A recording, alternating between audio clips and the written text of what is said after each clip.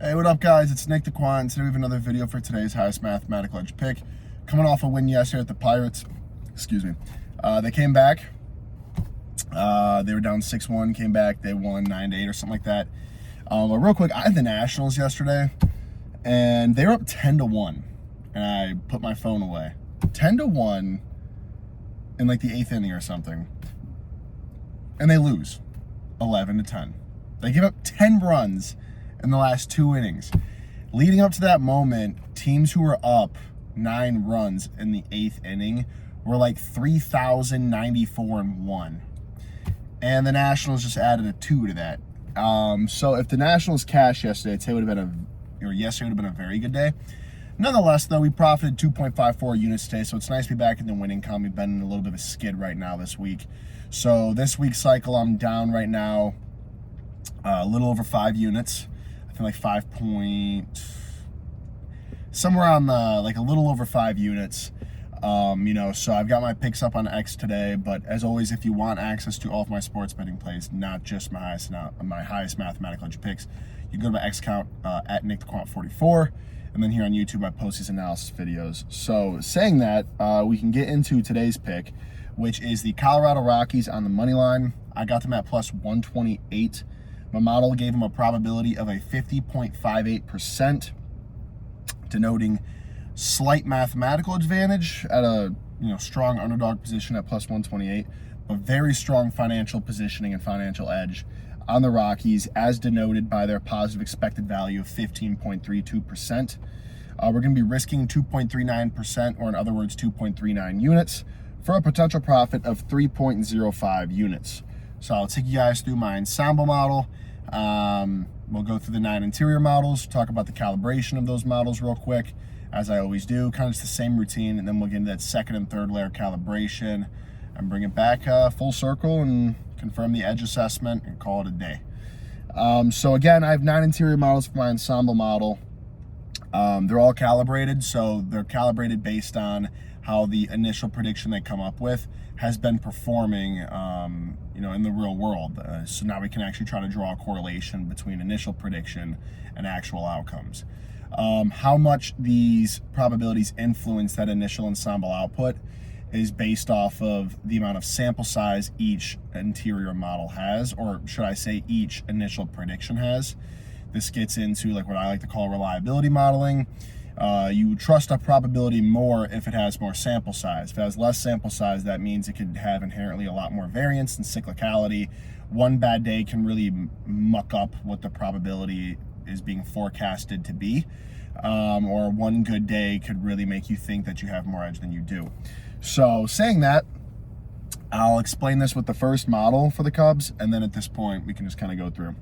So the first model had the Cubs at 69%, but that's only been hitting 46.88% of the time. So we can see when this model 1, up to this point in the season, produces 69% probabilities, it is extremely overconfident. So that's how that works. Model 2 has the Cubs at a 55.1%. That's been hitting 54.76% of the time. Model 3 has the Cubs at a 52.2%. That's only been hitting 50% of the time. Model 4 had the Cubs at a 57.98%. That's been hitting at a 58.44%. Model 5 had the Cubs at 82.2%. That's been hitting 64.41% of the time. Model 6 had the Cubs at an initial 91%. That's only been hitting 52.65% of the time. Model 7 had the Cubs at a 92%. That's been hitting at a 56.29%. Model 8 had the Cubs at a 60.8%. That's been hitting only at 48.48% of the time. Model 9 had the Rockies at a 57.92%, and that's been hitting at a 58.33%. So we can see relative to the Cubs and what their odds were today, which was minus 150 at the time of my analysis, which gives you an implied probability of, if you're removing VIG, it's somewhere around 60%. Most of these models, initial predictions were, close to that or past that, but how they've actually been performing is well below 60%. We had a few models that were completely contrarian, meaning less than a 50% hit rate. The other ones that were in support of the Cubs were viewing the Cubs as being overvalued, meaning that they were not giving probabilistic edge to the Cubs, so anything past what the Cubs are currently priced at. So what this means is my ensemble model initially produces the Cubs at being a 53.69% probability. So my Ensemble model, when it produces 53% probabilities, get out of the way, has only been hitting at a 42% hit rate. So my Ensemble model is producing 53% probabilities. It's performing up to this point very overconfidently.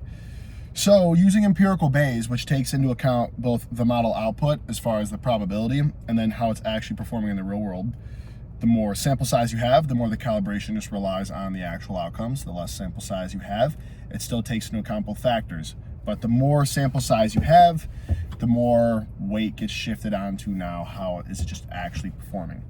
This makes the Cubs a 49.11% probability. Then that brings us into third layer calibration, which is where we're assessing the market region in this matchup. The market region the Cubs, both teams actually fell in today, but the Cubs being the favorite team, has a 50% hit rate. So it's indifferent relative to the market. Though talking about the pricing in this matchup, relative to the Rockies, that is very advantageous at their plus 128 odds. Relative to the Cubs, that's very disadvantageous to the Cubs being, at least priced at a 60% probability.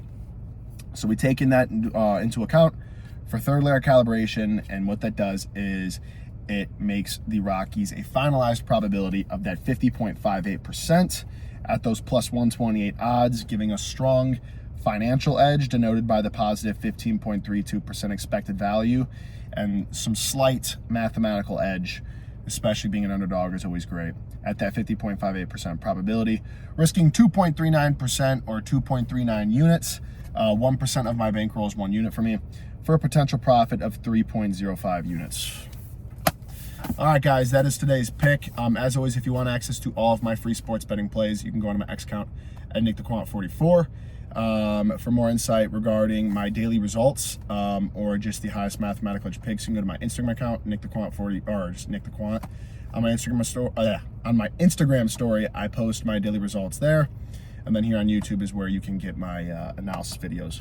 These videos are going to be done from my car now during the week. I am employed. I'm working though. So it's sometimes hard for me to find time to do this. My schedule's very packed. I've been right now being able to kind of keep everything that I want to do. I'm waking up at 5, hitting some cardio, getting my meal in, and then I do my sports predictions for an hour. I'm out of the house by like 7:15 to get to work. While I'm here at work, that's 8 to 5. But when I'm at work on lunch breaks, which is what I'm doing right now, I film this analysis video, and then I still have to train. I'm really big into weightlifting and stuff like that, so I have to train.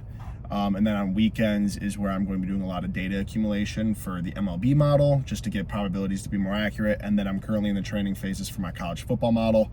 It's done, the model's built, but now it just needs to accumulate data, so the weekends are going to be huge for that as well.